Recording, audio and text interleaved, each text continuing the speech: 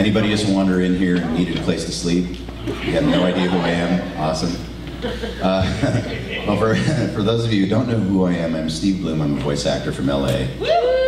Been doing this longer than most of you have been living, I think. Started out in anime and moved into video games and original animation and movies. More recently, things like Box Trolls and stuff like that, Lilo and Stitch. And now I'm here with you guys, so I thought I'd just open this up to you and answer your burning questions. I hope you have some. So if you have a question, just raise your hand, I'll fire you. Yeah, I was always curious, because every time I hear your story of how you got started, it sort of inspired me, because I'm aspiring. I told you yesterday, I've done some stuff, and I'm coming from a background that's like, I started acting on stage, but I didn't fully finish it, the training. How did you evolve as an actor from where you started? Well, I don't have classical training. Right. At all. I was an aspiring musician, and a crappy one too. And I started doing voice acting on the side. I think we had this conversation. No, we didn't talk about this? Well, I started actually by accident. I was a musician. I got a job in a mailroom at a film company called Empire Entertainment. We made movies like Reanimator and Ghoulies, things like that. Yeah. Yeah, so that was my gig at the time to support my music habit. And started working in the mailroom there, and the head of the mailroom was this guy named Vic Garcia, who was casting for a Japanimation program called The Guyver. And I didn't know what it was at the time, but he offered me free breakfast and lunch if I would come in and audition on the weekend.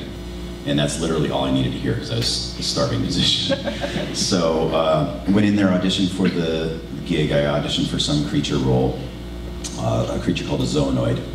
And they wanted me to match the flaps on screen of this creature ripping the arm off of another creature and beating him with it or something. So I just looked at the image on the screen and I went, and they hired me. Stupid them. And they had to feed me breakfast and lunch like every weekend after that. So I kept doing these creatures for them, and eventually they gave me the role of a speaking guy, who was the main, Guyver 3, who became one of the main guys in that series. And I learned by watching all of the other voice actors in the room, because then they would bring us all together at the same time. Stupid thing to do for anime, because generally it's one person, the screen, and a script, and it's very technical. So if you have more than one person in there, we're just going to play like idiots and waste time. And so it's much better if you can focus with one actor. But I had the advantage of watching some of the best people in town do their thing in front of the microphone, and I just took mental notes of everything they were doing to improve my performance, because I literally had no idea what I was doing. I was terrified every day that I walked into the studio. So I think the evolution came, to answer your question, just through years and years and years of doing this. I did, they would hire me from one show to the next. I worked on a show called Orgus after that, and Macross, and man, so many shows. Bebop eventually, Wolf's Rain, a lot of those shows at that time, they were coming out of that studio. And they became my friends, and they would hire me, and I would just come in every weekend to do it, and for very little money. It was never about money for me, it was for the love of it. And the evolution came from just doing it over and over and over and over again. And eventually, the biggest transition for me was in Cowboy Bebop, when Mary Elizabeth, who is here at the convention, for those of you who haven't met her, go and say hello, Mary Elizabeth McGlynn. She was directing me on Bebop. It was her very first directing gig and my first leading role. And went into that studio and was terrified. I literally felt like I was going to poop myself every day for the first 3 or 4 episodes. But she taught me how to act in that series, especially when we got to the movie, the Cowboy Bebop movie. And there was a scene where I was opposite Elektra. I don't know if you guys remember this, but in a jail cell. And we're having this conversation about our lost loves, and it was a very vulnerable, painful scene to do. And I had never acted in that capacity before. My characters were always big and broad, or creatures, or crazy voices. And I had never really had to tap into the vulnerability and emotion that that scene required, which to me is the essence of acting, is you have to find that pain inside yourself. So Mary gently guided me through that, and she said, you've got to draw from something to do this. This has to be real. This has to be some kind of pain in your life. You have to have experienced some kind of pain in your life to access for this. And so I did. I started thinking about all the stuff that I had been processing for years and never really was able to get through. And it hurt so badly that I was in there crying in that scene and worked through it in the context of a cartoon. That changed my life. It changed my acting career. From that moment on, I thought, oh, there's something else that I can do with this that goes far beyond being, barking and spitting and vomiting into a microphone. I can actually access emotion, and I can do something with that. I never knew that on the other side of that, you guys would connect with it and, have your own stories based on your connection with these shows. We never knew if anybody was going to watch them back then. But I kept doing it because I love to do it, and the evolution continued when we started doing original animation. I got to work with the cast, and I got to see how other people worked off of each other in real time, literally like a radio play. And so working on things like Transformers, Prime, and Wolverine and the X-Men, Spider-Man, Spectacular Spider-Man, we worked with these amazing casts of people, and most of them were seasoned actors, improv artists, comedians, some of the funniest people I've ever seen in my life. And literally, I just sat in a room between my lines and watched and absorbed everything these guys would give up at the microphone. And they're all really generous, crazy people who aren't afraid of looking stupid. And so that's how I really learned how to do this, was by watching everybody else and stealing everything, which we all do from each other anyway. It's basically, you do a bad impression of somebody else doing an impression, and it becomes a new character. So that's how all that worked out. Okay, how about you in the back there?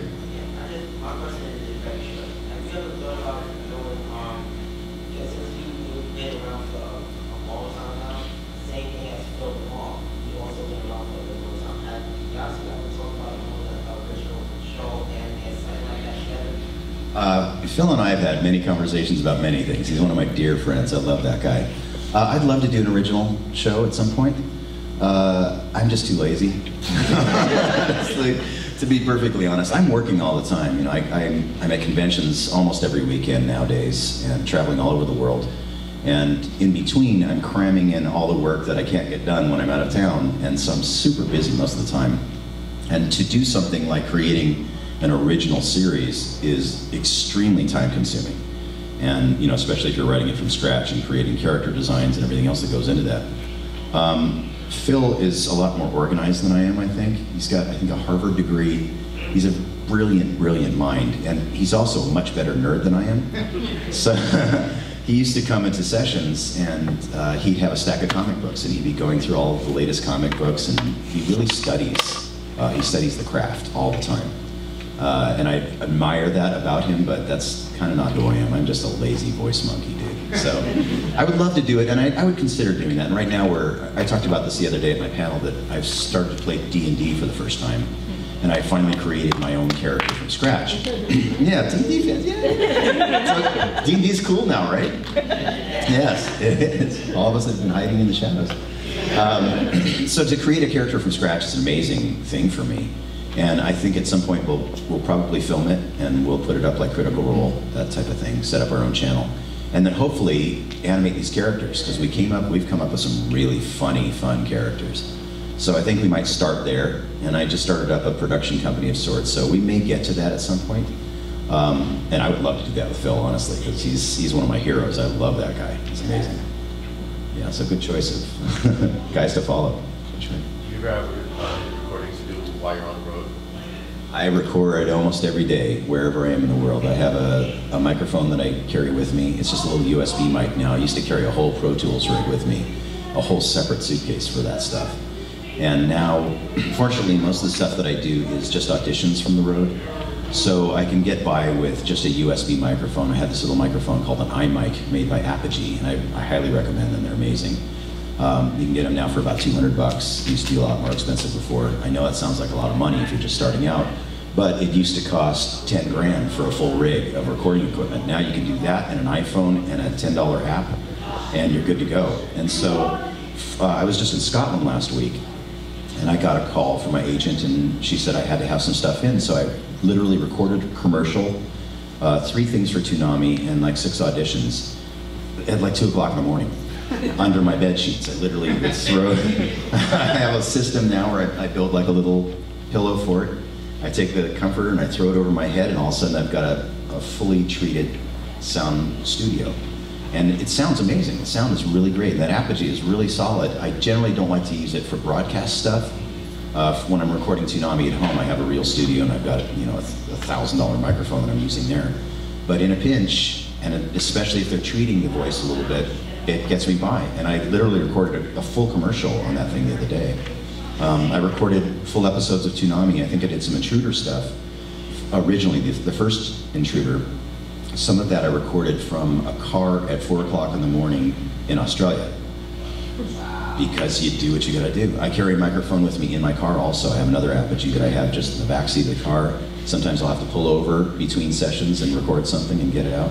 It used to be that we would record auditions, they would give us maybe a week's notice, and then we go into our agency, record it, they'd do all the recording there on tape.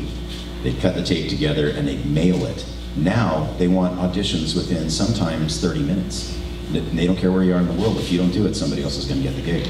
So, for you aspiring voice actors, be prepared that that's how fast this industry moves now. And we did that basically as a love letter to the fans. It was a gift to the fans who had been so supportive through all those years. We thought it was a one-shot deal. After we were on for about an hour, I think it was Gil Austin from the network contacted me and he said, dude, are you on Twitter? And I said, I have a Twitter account, I don't know how to use it. He goes, well, get on there now and check it out. And so I go on Twitter and I was up all night. I stayed up all night with you guys because it blew up. You guys went crazy on that broadcast. And everybody started asking me, how do we get it back on the air? Is it possible? Are you guys really thinking about putting this back on the air? I said, I don't know, I'm just a voice guy, I don't know. And they said, how do you do it? And I said, I guess you gotta tell the network. And so people started flooding the network. And you guys shut down Cartoon Network's website. Literally shut down the website. Yeah, give yourself a hand for doing that. One of the fans, and I feel bad because I don't remember the name now, but one of the fans on Twitter said that they would organize these Twitter storms. They told me when to do it. It was every Saturday night at a certain time, and what kind of hashtags to use, and it ended up being Bring Back Toonami, I think. And you guys would get on with me, and I'd be on there every Saturday night on Twitter, and we'd all do it at the same time, and it just blasted their Twitter feed. To the point where the network finally just got fed up with us. And they said, oh gosh, leave us alone. Here's a little bit of money, do your stupid little show and go away. And so everybody volunteered their time, basically. All the editors, everybody at that time Cartoon Network, which eventually it was Adult Swim, everybody moved over to Adult Swim for this. And I got on board and I did a bunch of stuff for free too. And we just wanted to bring it back for another generation, and we were curious to see if all the people that were playing around on Twitter were serious that they were actually going to watch this show. And we put it back on, and people jumped on board right away. And the network said, okay, you have a nice little time slot here. We're still not going to give you any money, but you can have your little show back, go ahead. And so then it started getting a little bit more momentum, and they started getting some sponsorship, they started getting some commercials that were happening that supported it. And now we're back to the former glory, I think, and bringing as much new programming as we can. Brought back Samurai Jack. Yeah, it's really amazing that Toonami is as strong now as it's ever been. And I'm so proud to be part of it. And those guys are my family at Adult Swim. Bringing back Fully Cooley too. I heard this, yeah. Yeah? You were in that show. I was in that show, yeah. Yeah, hope I get to do something on it. Okay, oh, here we go.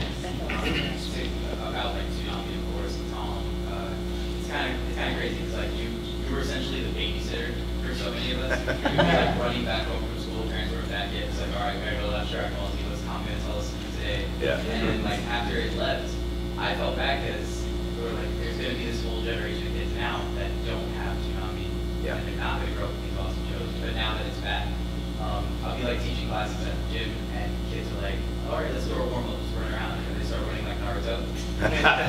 Mark's back. About Tom, he's like, that robot guy, right?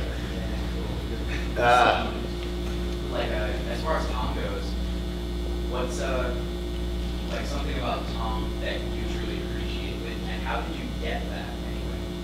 That was a weird thing. I'm still not absolutely sure how I booked it, but to the best of my recollection, the guys contacted my agent and they said that they were interested in meeting with me based on my work as Spike.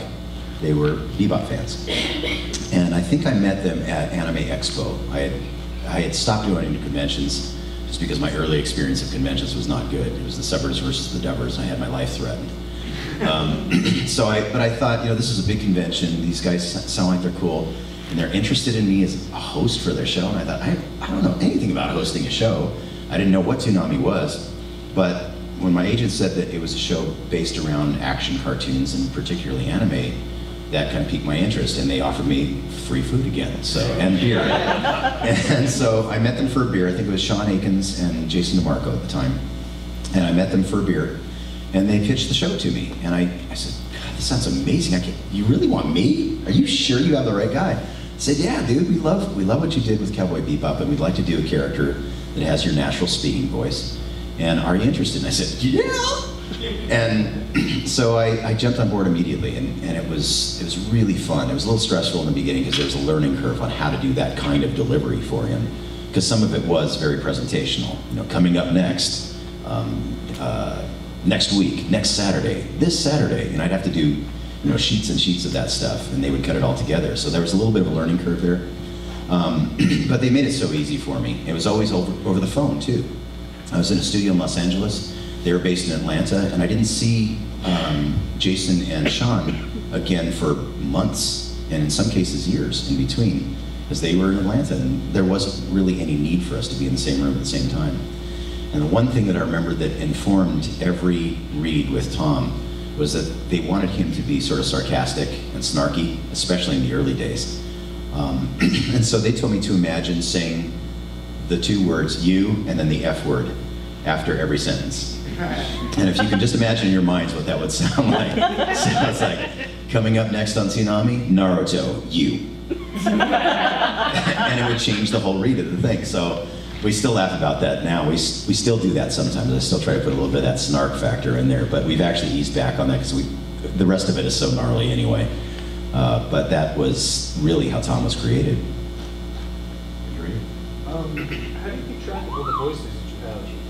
Oh man, it's the only thing I know how to do, honestly. That was the hardest thing, was really knowing what voice was going to come out before I opened my mouth. Even if I knew what the character was and I had played the character several times, it took years and years and years of doing this until I got the muscle memory. And I remember I was working on Digimon back in the old days. And I came into the room and I had to do, it was 3 or 4 characters at the same time. It's Paimon and Gilman and Kenta, and there's a bunch of different characters. And I had to have that differentiation with those characters in my mind before I walked into that room.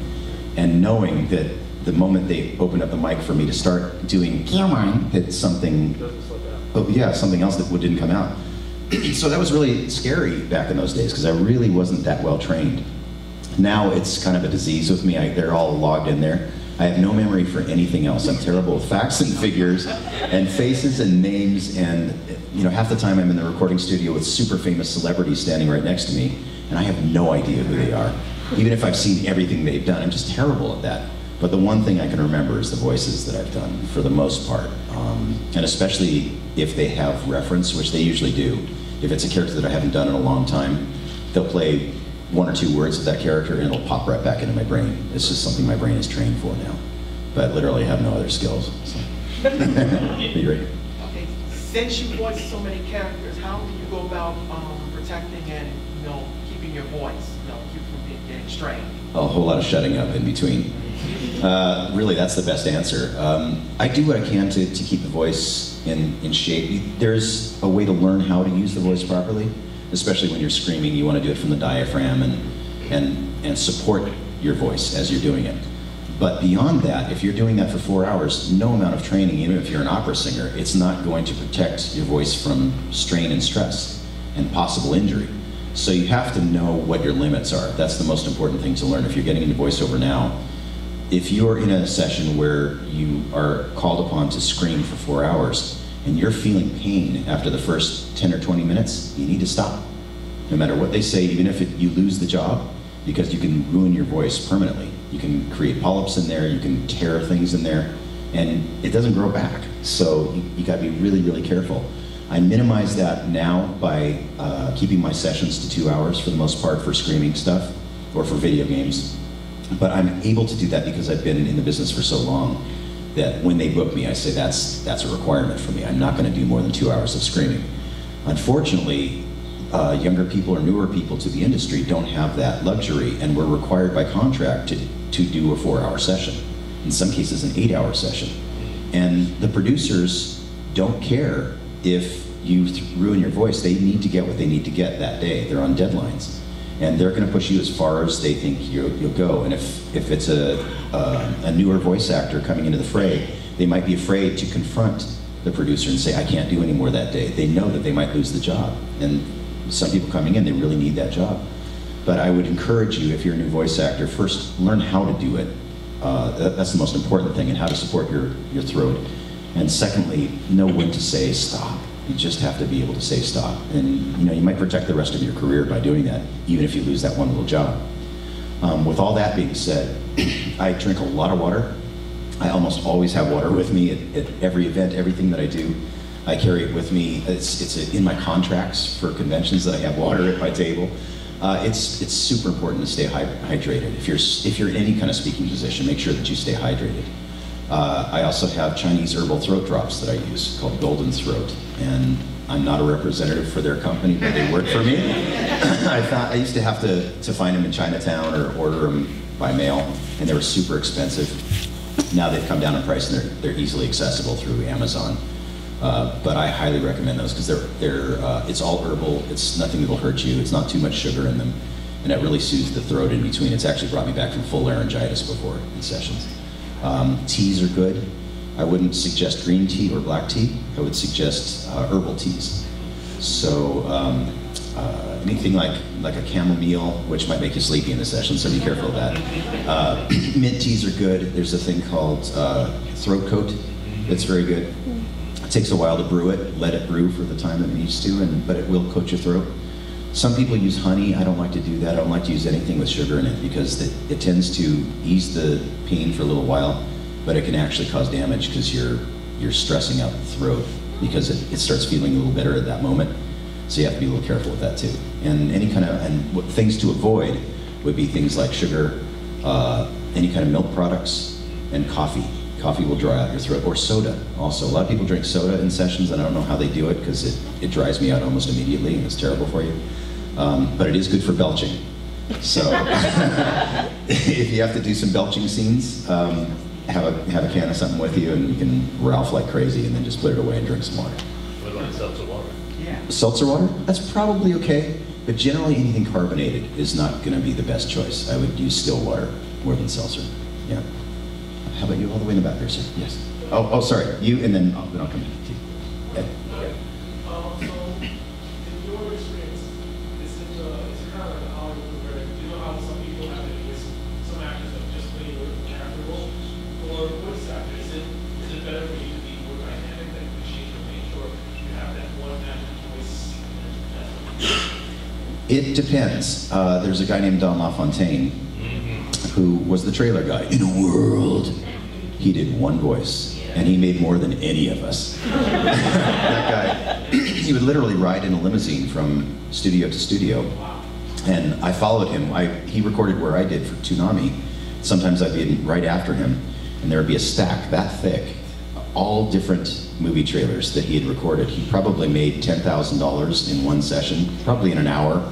Then got back in his car and drove off with one voice. So literally, if you have that one voice, that golden voice that nobody can resist, you can make a whole living off of it. For me, I never trusted that, and I didn't want that because as a kid, I would do a ton of different voices, and I wanted to be able to stretch out as much as I possibly could. And in music, I wasn't really able to do that. I loved to sing, but I wasn't a very good singer. And I really admired the people that could exercise that entire range, from the lows all the way up to the crazy highs.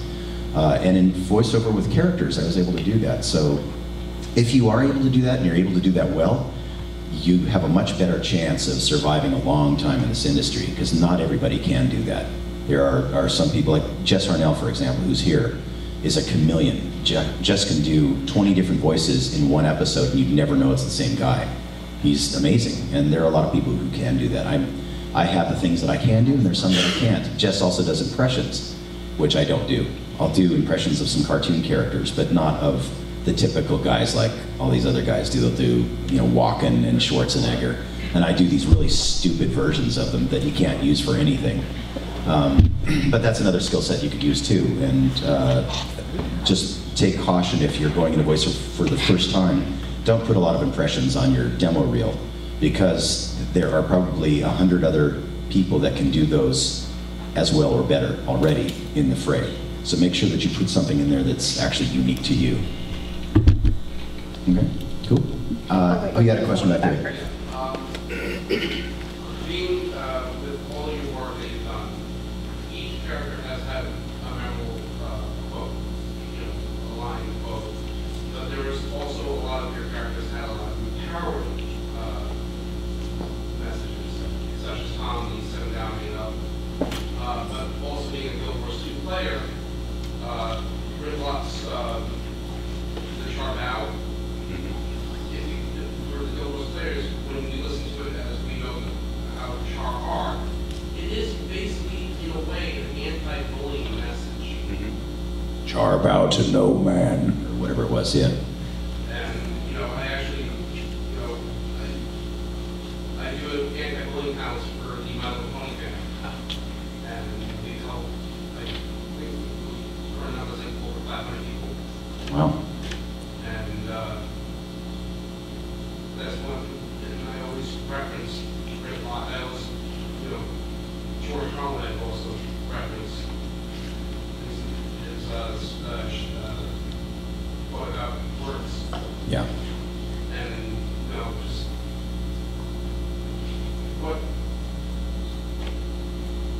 line which from any of your characters would you say, other than setting it up, would you consider also empowering? That's what I was going to mention. Fall down 7 times is probably the most prominent thing in my mind, because it applies to anyone who has been discouraged, whatever the cause. And there have been some that have been more applicable specifically to bullying or various, you know, other areas of insecurity, or where you've been beaten down to the point where your self-worth is at stake. And Fall Down 7 Times to me is the most impactful thing. As I was reading it, I had to stop and breathe because it affected me very deeply. I was bullied. I was a bullied kid for many, many years. When I was in junior high school, I was on crutches with dislocating kneecaps. And some of the bullies in the school thought that was funny, and they would trip me on my crutches. I mean, so I went for many, many years feeling all of those feelings. And something like Fall Down 7 Times to me is like a battle cry to you know, everybody's going to come into some sort of situation where they're made to feel less than, or they fail at something. And that was just so impactful for me to, no matter how badly you fail, that the strength is really in getting back up again. It's great to fail. I fail every single day. In fact, I try to fail magnificently. I don't remember who said that, but anyone who's successful fails a lot more than people who aren't willing to try. So those are the kinds of things that really stick out with me, but I can't think of anything more impactful than the Fall Down 7 Times thing. Do you guys know that? Fall Down 7 Times? I'm gonna, you know, I actually have it with me. Do you mind if I read it? Sure. I wish I had it memorized, but I don't need to for my job, so.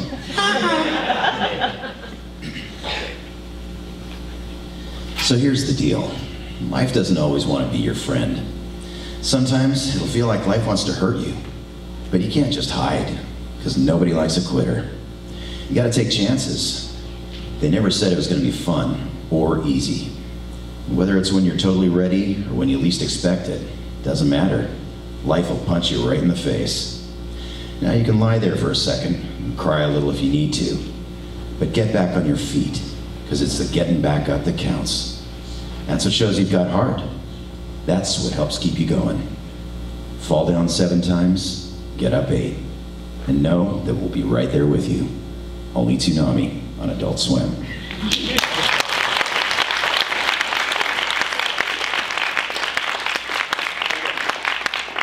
Yeah, so sorry I don't have a simple one, but that's the one that really hits me more than anything else. Yeah, thanks for that. You had a question here, right? Yeah. I know that for the most part, you have to do like what's on the paper, but are there any characters that have changed and like evolved because of your input?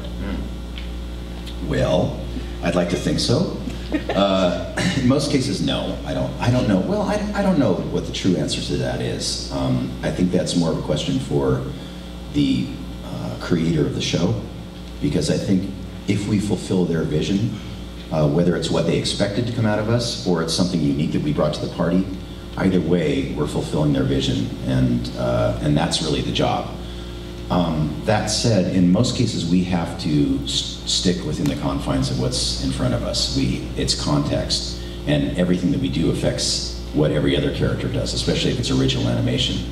For something like Star Wars Rebels, Dave Filoni and his team, his writing team, hired us because not only were we fulfilling the vision that they had in their head, but we were bringing something unique to it that was a little unexpected, and they love that in the Star Wars universe. They want something a little different. And Zeb, especially because he's a new character introduced into the canon, they wanted something very different from anything that they had heard before, something that could still sound a little bit alien, but could also fit into the context of a family. So they let me play a little bit on that show, and many times I'll come in and I'll have a fight scene or something, and I feel like I need a Carabas there. I need to say Carabas because Zeb would, and go, do it. Just do whatever you feel like doing. And sometimes I'll change an entire line, and I'll look in the room, I'll look through the glass in the room, and I'll see that they're either going, yeah, that was good, or they'll go, I don't know, do it again. And you can't take any of that personally. I always try to give them something unique. I will always read it as written the first time, and then the second pass or the third pass, I'll start throwing in little nuggets that just come to me. They're either funny or they're different or something that might affect the way I just heard another actor working. Jess Harnell and I, he's another, I'm gonna bring him up again just because Jess and I are working on a show right now where Jess and I play these two little monkey characters, and we're bantering back and forth all the time. And so Jess and I will constantly throw stuff out at each other that's not on the page, and the other one is just ready to catch. We have to be ready for the unexpected, and we're gonna shoot it back and forth. That's part of improv. And so for new voice actors, I always recommend going and taking improv classes, because that will give you that toolbox to be able to do that on the fly, rather than something coming off the page, you're reading it, and something isn't on the page that somebody's saying next to you, and you panic. And that's a terrible feeling. And I did go through that too in the early days. Now, I'm a lot more confident with it, so I don't have to worry as much. There was, and in anime especially, we don't get to play very much because we're trying to be faithful to the original Japanese in most cases. Digimon was an exception. We got to kind of write our own stories. I was a writer for that too, so I got to make up a lot of different Americanized versions of what the Japanese was, just to make it more palatable. But there was a show called GTO. You guys remember GTO? For that show, we didn't have what we call an ADR writer, which was my job on Digimon, where we take an original Japanese translation, which does not fit into the lip flaps of American language. So we had to take that, we had to conform it into what they call an ADR script. We didn't have that luxury on GTO. They gave me the original Japanese translation that didn't match anything on screen.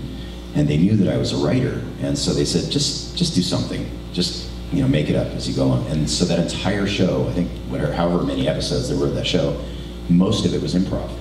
I just kind of made it up on the fly and tried to fit it into the lip flaps as best I could without any assistance of a writer. So it's hard. It's a whole different skill set. I get paid nothing extra for it. I made terrible money on that show, but it was a great exercise as an actor. It was a great challenge. So I love when that comes up, and I love when we're able to do that. It's not often though. Thanks for that. Back here. How about you just did like how you just made that big goes like that?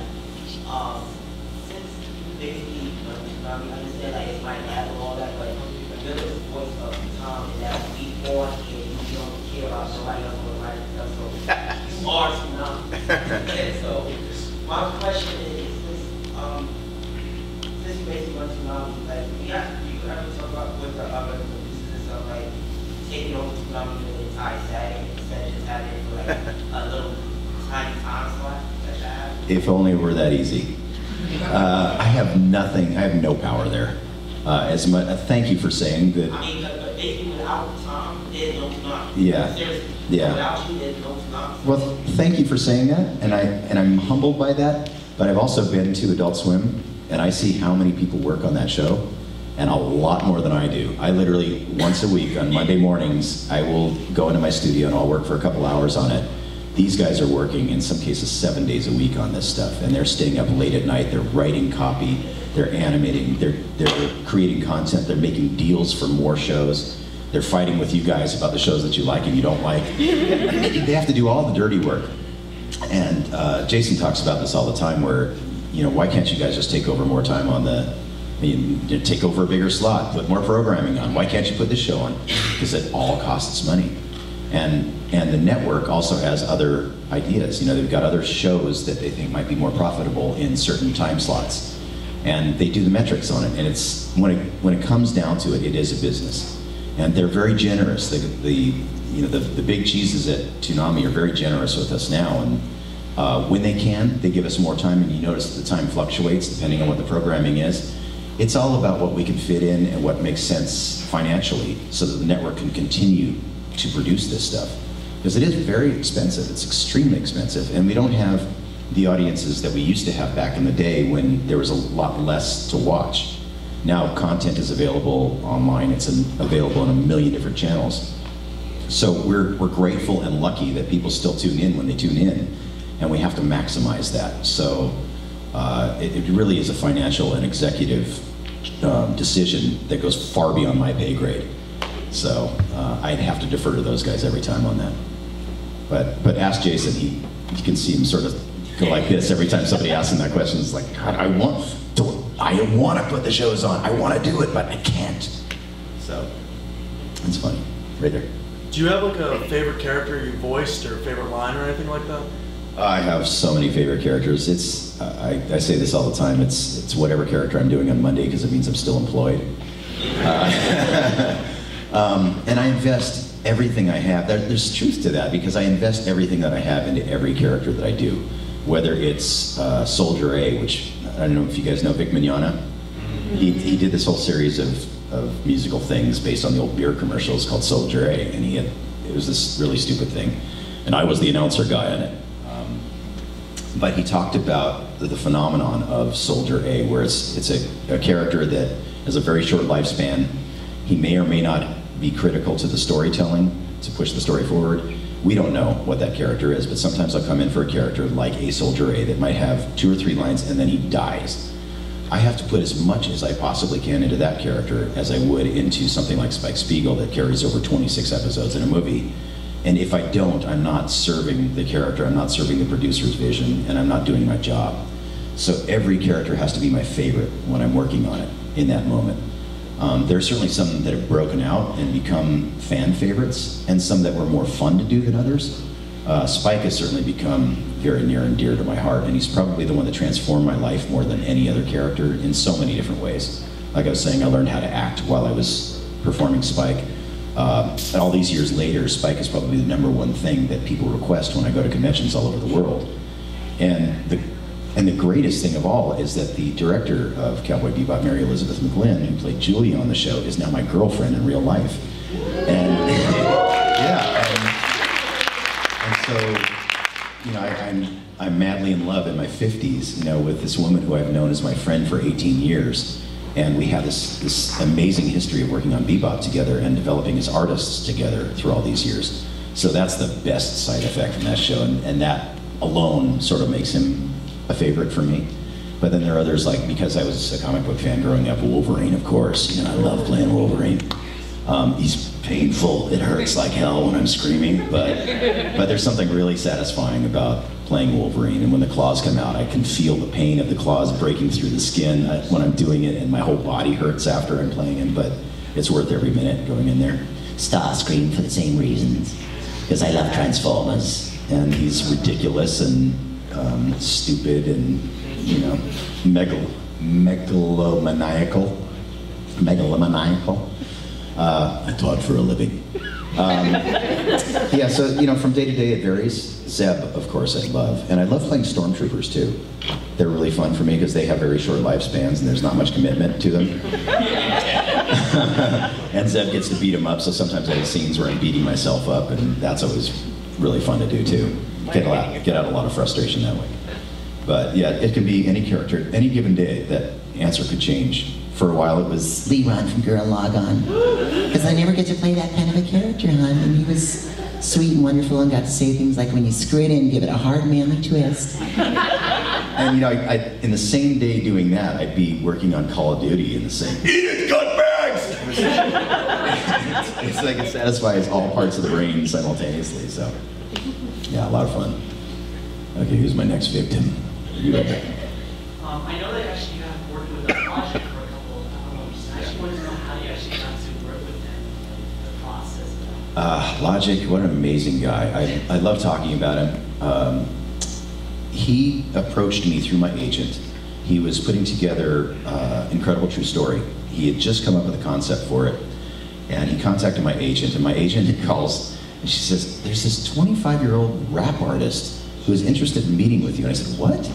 Why is he interested in meeting with me? And she goes, I don't know, but he's really nice, and it sounds like he's very popular. I looked him up, he's got a big following, and he's interested in having you do something on his album.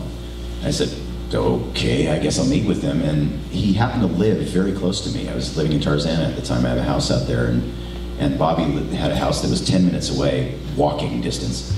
And so we met and had a sandwich together and talked, and I just fell in love with this guy. He was 25 years old and so bright and worldly and had an incredible vision of what he wanted to do and knew exactly who he was. And the first thing he told me was, just so you know, I talk about peace, love, and positivity. And he goes, it's not a weird thing, it's not a cult thing, it's my credo, it's what I live by. And I open every concert by saying that. And I just want you to know up front that it's not a weird thing, so don't be weirded out by that, because you're gonna hear it a lot. And I said, okay, no problem, no problem. Okay, so now you got my curiosity piqued. What are we talking about here? What do you want me to do?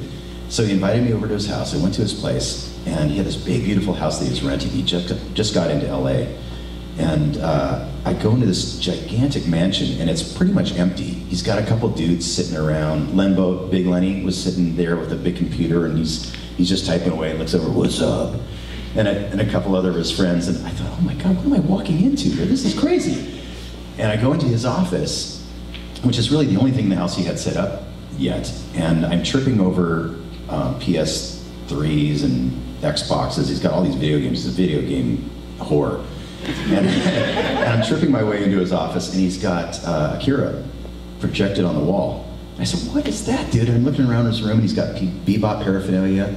I'm thinking, oh my God, this guy's a gamer and an anime guy, and he's a rap artist, really? And so he starts telling me his story about how he grew up in Maryland, and he grew up in kind of a gangland situation. His brothers and sisters were gangsters, and his mom and dad had all kinds of issues going on, and it was a dangerous life growing up. And the thing that really gave him solace and kept him sane was video games and anime. And he was a huge Bebop fan, and he goes, dude, you know, I wouldn't be doing this without you, and I just want you to be part of what I'm doing next. And I'm like, are you serious? Really? I couldn't believe it. And he goes, yeah, he goes, I know I'm different, I know I'm unique. He goes, I'm half white, I'm half black. I don't define myself by either one of those things. And I love anime, and I love rap, I love hip hop. And I have friends in both of those worlds, but nobody will talk to each other. And I want to bring those communities together. And I want hip hop fans to feel comfortable talking about their nerddom in the anime world or video game world, and vice versa, the anime fans who might feel uncomfortable talking about their love for hip hop, to be able to have those conversations and put on a costume and go to a con and have a great time. And so I said, all right, you got me, dude. Let's do this. I don't know what you have in mind, but I'm in. I'm absolutely in. And at that point, I felt like I was adopting him. He's the age of one of my sons, my middle son. And I call him my little brother. And I just wanted to hang out with him. I didn't care what we did at that point. And so then he pitched the Incredible True Story. After that meeting, he wrote all of the dialogue for Incredible True Story that night between Thomas and Kai and Thalia. And he called me, I think it was about a week later, and he goes, dude, I got some copy for you. Do you mind if we try it out? And I had him come over to my home recording studio, and he brought his engineer, also named Bobby. And we went into my little tiny closet of a studio and we started recording. And he brought Kevin, who plays Kai on the show. He's also a master musician and a producer for Def Jam Records. Kevin had never done voiceover before. He comes into the booth, and I purposely brought him in there with me so we're squished in together. And I said, I hope you're not uncomfortable with another man this close. And Kevin's, but it brought us really close, and it worked for the characters. It made that uncomfortability that you heard on the album sort of play through. And then I got to go to the set where we shot the videos, the music video stuff, which was actually an old sound stage where we recorded parts of Bebop, we recorded Wolf's Rain, we recorded a ton of Big O. All these old shows were done in a section of this giant sound stage that was set out for audio, and then they had the sound stage with all these spaceships and things. There's a bunch of sets on the sound stage. It just happened to be in the same facility. And I walk into this place and I said, oh my God, do you know where we are? And he goes, what are you talking about? It's a cool studio with some spaceships. We're going to use it for the shoot. And I said, no, this is where all your favorite shows were made. We recorded Akira right here. He goes, no, you didn't.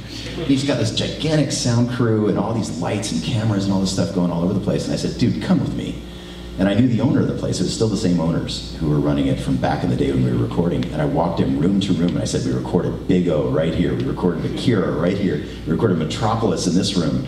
And I'm showing the posters on the wall. And he goes, oh my God. And his mind was just blown. He was just exploding. And we knew that the universe had brought us together for a reason.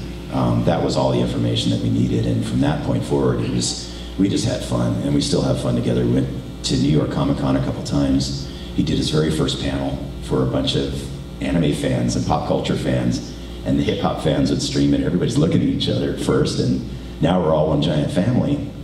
And now he just released Everybody, the new album, and it's already #1, and I think it's probably going to end up going platinum. And he's about to start another world tour.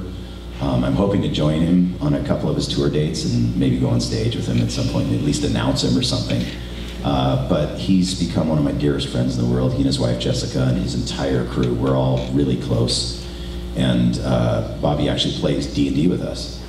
Yeah, so one of the craziest, most hardcore rappers in the world right now plays Dungeons and Dragons with us. And I'm so proud of that. He loves it too. He's awesome. He's hilarious. His character is ridiculous. I can't wait for you guys to see it. So I don't want to spoil that. When he comes on stage, I'll let him talk about that, but it's really fun. So cool. So thanks for listening. I love his music too. He's awesome. Do you have a question, or are you telling me I only have 5 minutes left? Oh, so wrap it up. Okay, so shut up, Steve, is what all you have to say. I'm used to that. Okay, you have an next one. Thanks, Steve, for coming. Was there any project that turned out much better than you expected after looking back on it and really surprised you? Most of them. We never know how they're gonna especially the original animated things. We don't know. Sometimes they have budget to make them really good and to use everything that we give them. Sometimes they don't. Star Wars Rebels, of course everybody had high expectations of it, but I didn't know it was going to be that good. It's just beautiful, and as a Star Wars fan, we record it in the booth, and then we see it months later. We usually go to Disney. They set up a screening room for us, and the whole cast sits and watches it together. And all of us are going, oh my God, this is Star Wars. This is so good. And we know the whole story. We know everything that we've done, but until you see it fleshed out like that, it's amazing. Rescue Bots, Transformers Rescue Bots, came out a lot better than we had expected too, because they told us they were using this really cheap Flash animation to do it, and it was really for kids and toy sales and all that stuff. But it turned out to be great. It's really fun, and it's got a lot of heart, and it's awesome. Spectacular Spider-Man. We had no idea that show was going to come out that good. I mean, it was a great cast and really fun, but so early. Oh man, it ended way too early. Again, it's another victim of bad corporate decisions, I think. That show could have gone wrong for a long time. Wolverine and the X-Men also could have gone on. We had 9 more episodes written for the next arc of that, going into the Age of Apocalypse. And they pulled the corporate plug on it, and there's nothing that we can do. Megas XLR was another one. You guys remember that show? Yeah, that was a great love letter to the anime community and to anyone who's ever watched giant robot stuff. We loved making that show. It was so much fun to make, and it came out so good. And then they just dumped it. They didn't know how to market it over at Cartoon Network for that one. I actually heard a story that executives at Cartoon Network were just like, we didn't know people liked that show. Yeah. And then and like everyone responds like, yeah, we like that show. Yeah. Well, that was a problem back then. And Cartoon Network, to be fair, was going through a lot of changes at that time. And they really didn't have a good marketing strategy for that show. They didn't know who the audience was. The creators of the show certainly did. And the guys who created that show, most of them are still over at a company called Titmouse, who does Metalocalypse and a bunch of other really great shows. We still all stay in touch. We wanted to bring that show back, but it was the sacrificial lamb for the network. The studio executives actually shut down that show because they needed a tax write-off that year. And so they shut down the show with the agreement with the IRS that they could never produce that show again by taking that tax credit. And that's what happens in our industry. It's not about the creativity. It's unfortunate, but it's usually about toy sales or money or some other corporate issue.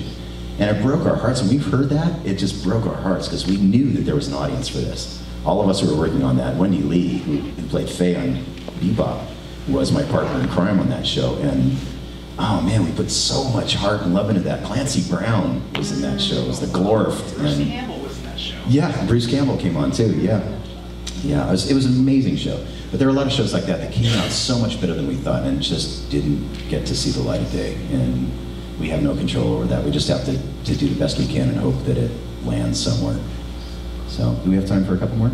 Just one more and then we gotta start prepping. Okay, one more question from somebody who hasn't asked one. Who's got a better, no, I'm gonna take two, I'll do fast ones. Okay. You sir? You first, yeah. No, you. Yeah. I'll come back to you. So I gotta say, I really enjoyed your performance as Roger Smith from Big O. That was one of the few series in which it's like I'm gonna watch the dub just because I thought your performance was really great. But thank you. I'm gonna ask though, is there any role that you haven't done yet, probably, or maybe you have done but you want to do again? But is there any role that you really want to do before I croak? There's one role, even if it seems crazy, like you really want to do. My stupid answer is always Sailor Moon, but that's not true. That's not true. I'm one of those guys who I don't think about roles that I haven't done. I think in terms of the roles that I'm either hired for right now, and I put all my concentration there, or I'm just grateful for what I've already been able to voice. There are some actors that say that, if I don't get to do this role, I'm going to quit, or it's, this is what I'm really made for, and if somebody else gets it, screw them, that kind of stuff. I've never thought in terms of that, because I know that if I don't book something, one of my friends will, and chances are they're going to do it better or different than I will anyway. The only character that I would say that I thought that I was right for from the very beginning because of my natural voice print would have been Batman.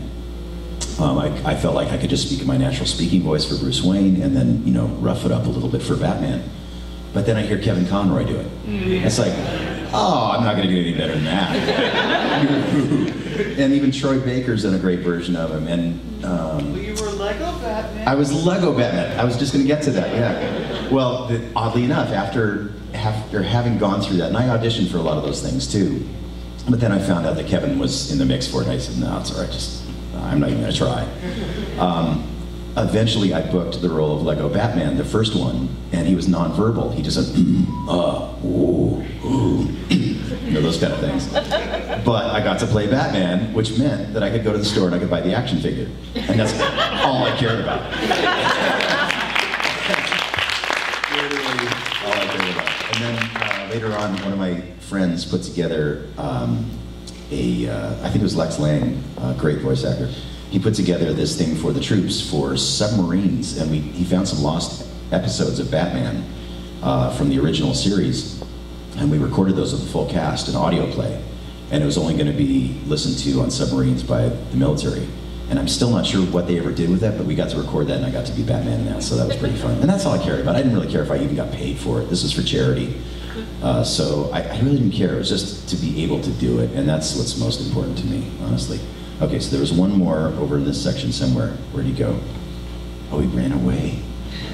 Oh, one more up there? Where is he? Oh, you in the shirt? Yeah, Lancer. Sorry about that. First, thanks for the words. And second, you said you grew up, reading comics, and you've done, all different kinds of casts from, rough characters like Wolverine to,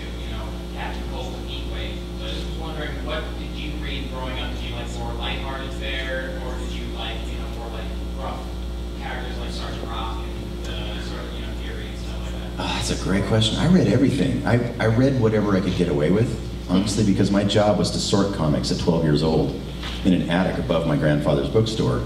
And so whatever came in is what I read. And so it would vary from Archie, Casper, Spider-Man, Superman, whatever happened to be coming through. At 12 years old, Playboys would sometimes be in the collections.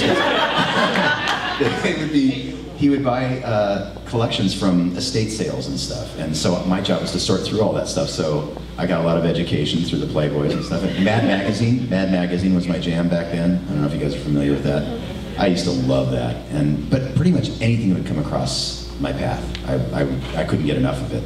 But then I stopped reading them. I just didn't have time anymore once I had kids and started going to work and whatever. I haven't read comics in 30-something years now. And I know that I'm missing out on a lot of really good stuff.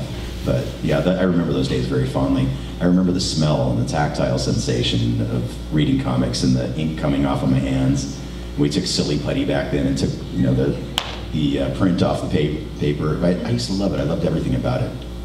So yeah, but I wasn't discriminating. I literally would read anything that I had in front of me, and I miss those days. Anyway, thank you guys so much for coming. We're gonna have another panel, all right?